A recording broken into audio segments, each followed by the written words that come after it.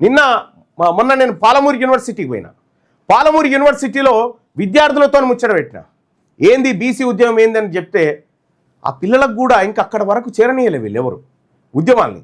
అందుకోసమే తెలంగాణ రాష్ట్రంలో ఉన్నటువంటి అన్ని యూనివర్సిటీలు, అన్ని టాప్ ఎడ్యుకేషనల్ ఇన్స్టిట్యూషన్స్ విద్యార్థులతోని ప్రశ్న మీది సమాధానం నాది అని మల్లన్నగా నేను అక్కడికి పోబోతా ఉన్నా. ఈ నెల 4వ తారీఖు ఎల్లుండి 4వ తారీఖు రోజు నల్లగొండలో సమావేశం నిర్వహించబోతా ఉన్నారు ఇంటలెక్చువల్ గ్రూప్. ఆ ఇంటలెక్చువల్ గ్రూప్ సమావేశంలో పాల్గొనబోతా ఉన్నాం. దయచేసి బీసీ ప్రజలారా గుర్తుపెట్టుకోరి, మీరు ఈ పరంపర చూసుకుంటూ వచ్చారు. నేను అధికార పార్టీలో ఉండి నా వర్గాలకు అన్యాయం జరుగుతుందనేటువంటి కుట్రను పసిగట్టి కులగణన పత్రాలను తగలబెట్టినా, నన్ను పార్టీ నుండి సస్పెండ్ చేసినా, నా మీద హత్యాయత్నం చేసినా నేను బీసీ ప్రజల వైపే నిలబడతానికి కరాఖండిగా గీత గీసిన.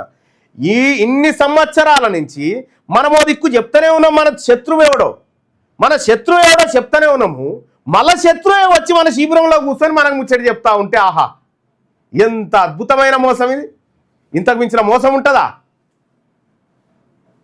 అందుకోసమే మన శత్రు దీక్షా శిబిరాల దగ్గరికో ఇంకో దగ్గరికో కూడా రాకూడదు.